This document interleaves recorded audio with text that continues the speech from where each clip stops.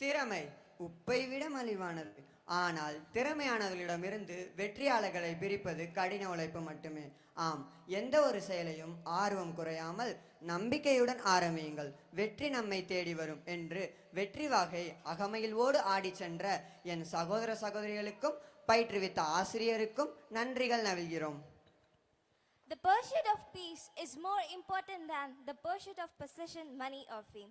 Peace is not determined by where we live or how much we own. Rather, it lies in the heart of contentment and forgiveness. Now, I would like to call our SPS cast and crews to be on stage to enact a play with peace as its theme. பிறர் நமக்கு இழைத்த கொடுமைகளை சில நேரம் நம்மால் மறக்க இயலாது.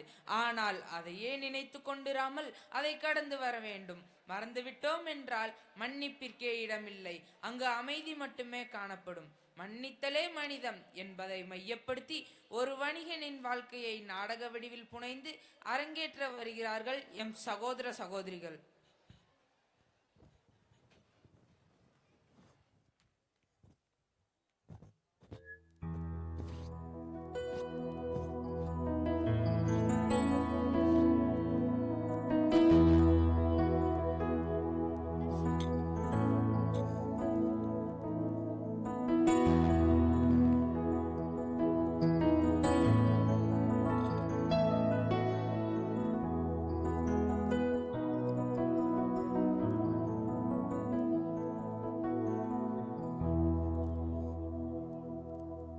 In the town of Vladimir lives a young merchant named Ivan Dmitrich Aksinov.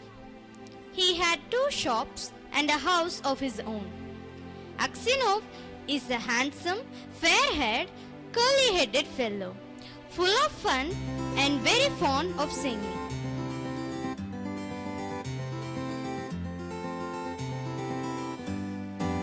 When quite a young man, he had been given to drink and was riotous when he had too much.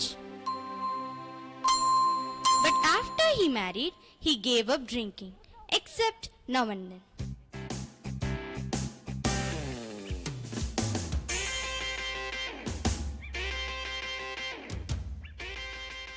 At Aksinov's home, Aksinov's wife woke up from her horrible dream. She was upset about a very bad dream which she had. Morning. Oh no, Vanya dear, what is this? What a horrible dream is this? Goodbye dears, I'm on way to the fair. I'll bring you fortunes on my returning day. So stay safe, take care of yourself and my beloved kids. Ivan Dmitrich, do not start today. I have had a bad dream about you. Haha, you're afraid that when I get to the fair, I shall go on a spree? I do not know what I'm afraid of. All I know is that I had a bad dream. I dreamt you returned from the town, and when you took off your cap, I saw that your hair was quite grey. Ha, that's a lucky sign. See if I don't sell out all my goods and bring you some presents from the fair. Don't worry darling, bye, take care.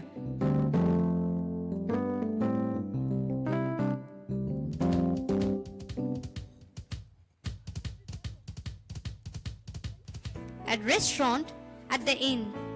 When he had travelled halfway, he met a merchant. Hi dude, nice to meet you buddy. Glad to meet you, Aksinov. Come, let's have a cup of tea. Yeah, certainly.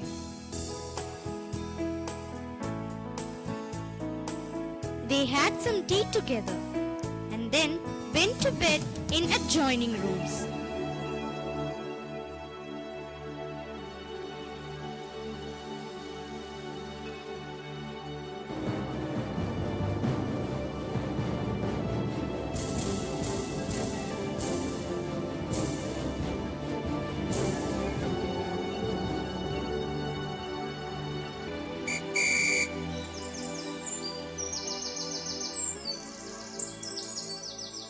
It was not Aksinov's habit to sleep late, and wishing to travel while it was still cool,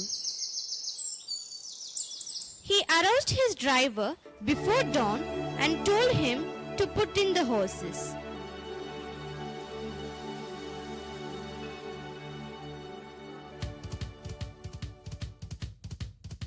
Then he made his way across to the landlord of the inn, who lived in a cottage at the back, paid his bill, and continued his journey. When he had gone about 25 miles, he stopped for the horses to be fed.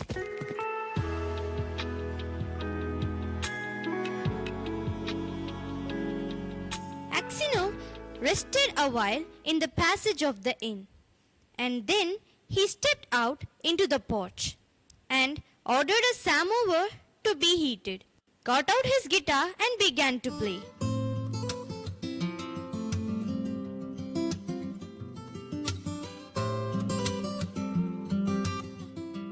Suddenly, a troika drove up with tinkling bells and an official alighted, followed by 2 soldiers.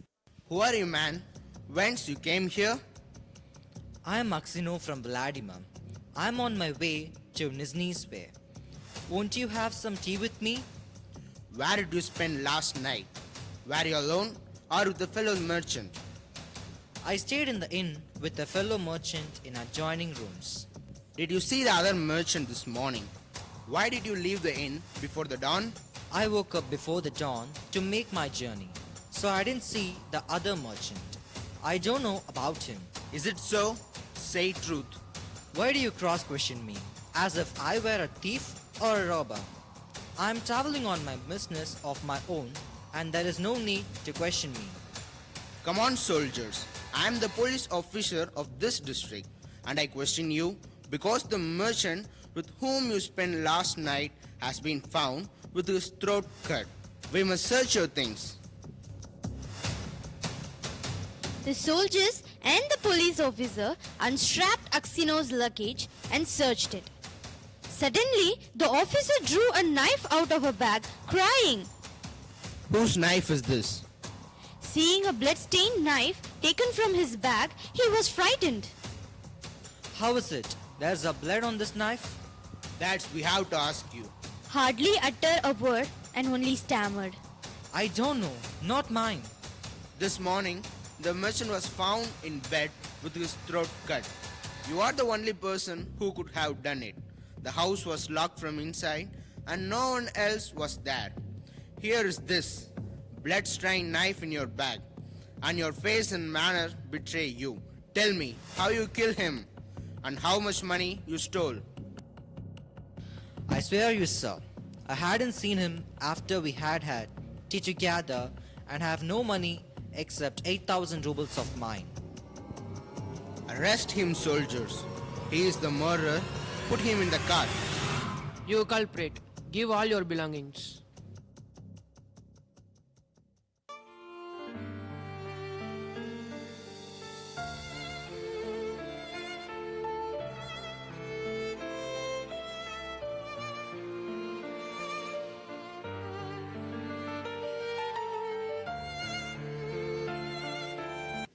At prison, he was charged with murdering a merchant from Ryazan and robbing him of 20,000 rubles.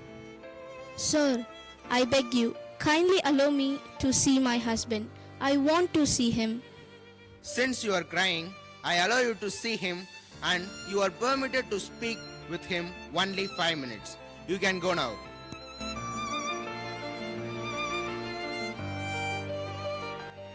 I can't believe my eyes. Is this happened to you? Oh God, what is this? When she saw her husband in prison dress and in chains, shut up with the thieves and criminals, she fell down and did not come to her senses for a long time.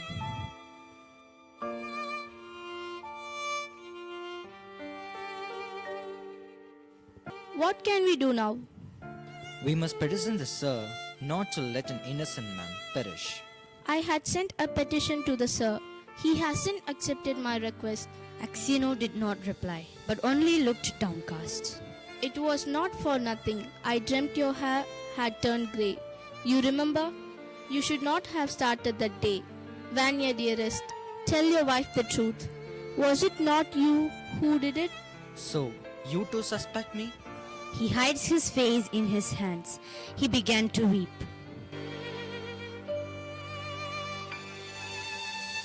Dear gentle lady, you must go away now.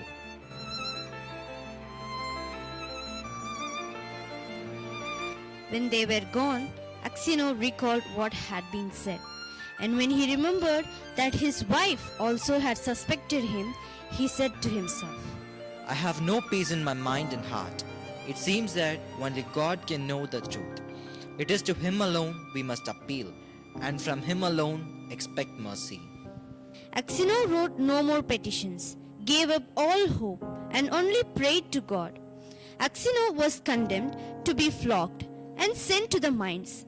So he was flogged with a knot, and when the wounds made by the knot were healed, he was driven to Siberia. With other,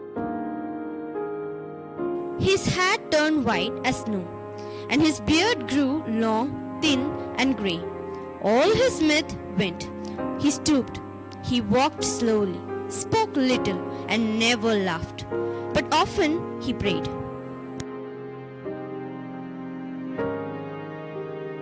One day, a fresh gang of convicts came to the prison. At prison in Siberia. Hey dude, why did they imprison you? Well, friends, I only took a horse that was tied to a sledge, and I was arrested and accused of stealing. I said I had only taken it to get home quicker and had then let it go. Besides, the driver was a personal friend of mine. They accused me of stealing it, but how or where I stole it, they could not say. I once really did something wrong and ought by rights to have come here long ago. But that time I was not found out. Now I have been sent here for nothing at all. But it lies. I'm telling you, I have been to Siberia before, but I did not stay long. Where are you from? From Vladimir. My families are of that town. My name is Makar, and they also call me Semyonich. Raised his head and said, Tell me, Semyonich, do you know anything of the merchants, Aksino of Vladimir? Are they still alive? Know them? Of course I do. The Aksinos are rich. Though their father is in Siberia, a sinner like ourselves, it seems. As for you, Granddad, how did you come here? For my sins, I have been in the prison these 26 years. What sins? Well, I must have deserved it. Aksino came to be in Siberia. How someone had killed a merchant and had put the knife among Aksino's things. And Aksino had been unjustly condemned. Well, this is wonderful. Really wonderful. But how old you have grown, Granddad? Why are you so surprised? It's wonderful that we should meet here, lads. Perhaps, Semyonich, you have heard of that fair. Or maybe you have seen me before. How could I help hearing? The world is full of rumors, but it's a long time ago, and I have forgotten what I heard. Perhaps you heard who killed the merchant? It must have been him, in whose back the knife was found. If someone else hid the knife there, is not a thief till he is caught. As the saying is, how could anyone put a knife into your back while it was under your head? It would surely have woke you up. When Aksino heard these words, he felt sure that this was the man who had killed the merchant. He rose and went away. All that night, Aksino lay awake. He remembered himself as he used to be, young and merry. He remembered how he sat playing the guitar in the porch of the inn, and how free from care he had been. He saw in his mind the place where he was flogged, the executioner, and the people standing around, the chains, the convicts, and all the 26 years of his prison life, and his premature old age. The thought of it all made him so wrecked that he was ready to kill himself. And it's all that villain's doing. A fortnight passed in this way. Aksino could not sleep at night and was so miserable that he did not know what to do. One night, as he was walking about the prison, he noticed some earth that came rolling out from under one of the shelves on which the prisoner slept. He stopped to see what it was. Suddenly, Makar Semyonich crept out from under the shelf and looked up at Aksinov with frightened face. Aksinov tried to pass without looking at him, but Makar seized his hand and told him that he had dug a hole under the wall, getting rid of earth by putting it into his high boots and emptying it out every day on the road when the prisoners were driven to their work. Just you keep quiet, old man, and you shall get out too. If you blab, they will flog the life out of me. But I will kill you first. Trembled with anger, I have no wish to escape, and you have no need to kill me. You have killed me long ago. As to telling of you, I have may do so or not, as God shall direct.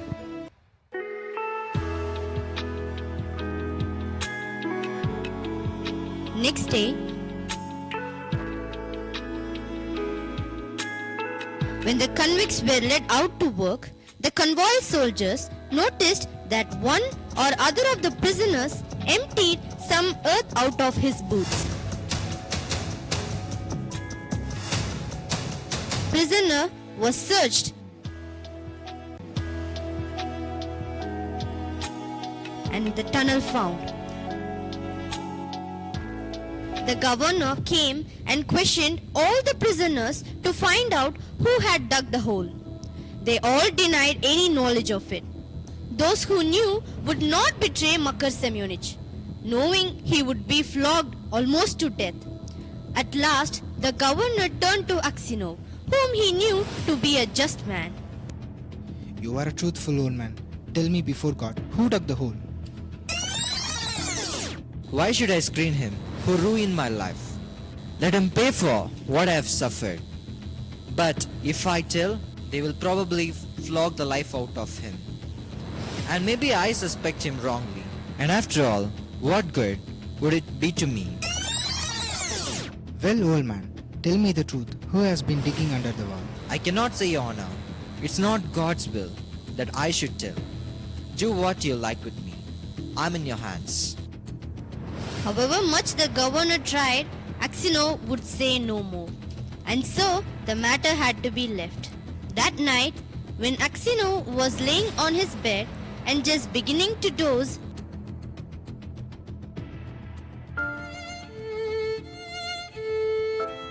someone came quietly and sat down on his bed. He peered through the darkness and recognized Makar. What more do you want of me? Why have you come here?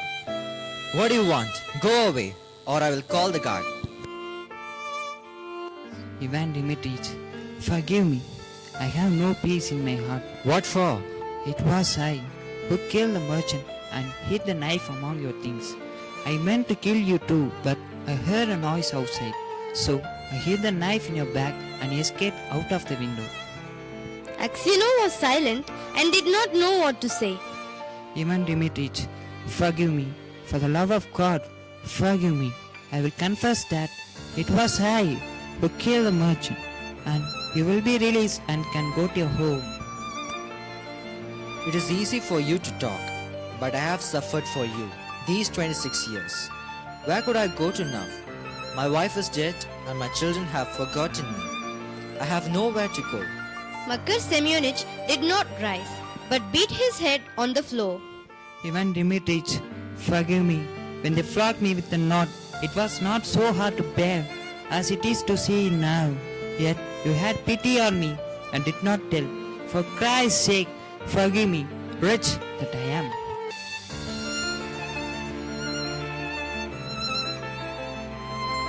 God will forgive you. Maybe I am 100 times worse than you.